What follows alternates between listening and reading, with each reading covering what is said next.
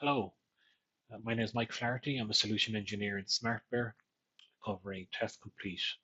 And I want to show you how we can set up a GitHub action workflow where we can trigger our TestComplete tests on a self-hosted machine using what we call the general approach, which is our command line interface to trigger TestComplete tests. So a couple of things we need to do to prepare. We need to set up a machine as a hosted agent, and we need to create our batch file. So to set up a hosted agent in GitHub, we go to our settings, we go to actions, runners, and we click on new self-hosted runner. So follow the instructions here. It's very straightforward instructions to copy and paste into PowerShell to configure a runner and start running. Okay.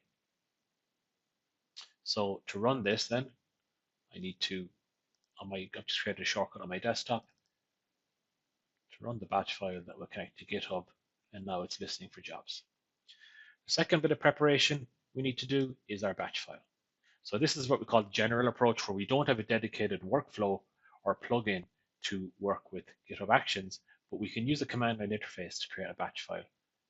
So the first line obviously is just to delete any test results that are hanging in the folder from previous runs.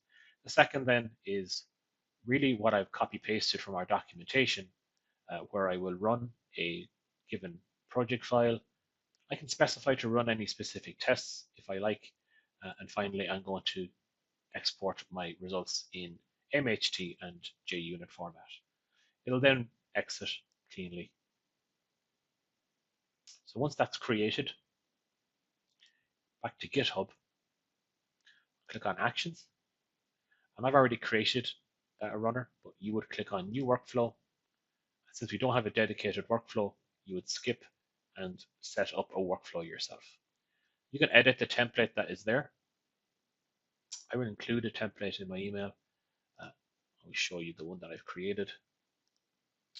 And just to briefly explain, in this, what is YAML file for this really, we can set triggers. So in this case, we can set a trigger to where there is a push or a pull on the main branch. It will trigger this workflow. We can also manually trigger by adding the workflow dispatch. And this is included in the template file by default. I specify where I'm going to run the build. So it's going to run on my self-hosted agent, which is my local machine. And finally, the steps which will run in the build. So the first one being that it will change the working directory to C/testrunner, where my command-runner batch file exists. Okay, so it will navigate to C/testrunner and trigger my TestComplete build.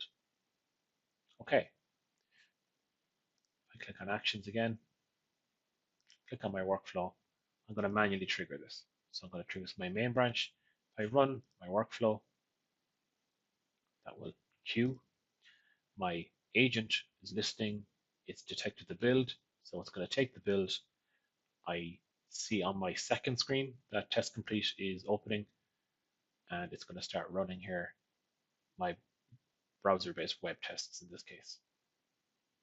And that's it. The tests will run. They will generate the reports as I configured it to do based on my command line interface, and I can then use whatever subsequent workflows I want in GitHub to work with those files and work on my tests. Okay, I hope this helps. Thanks for listening.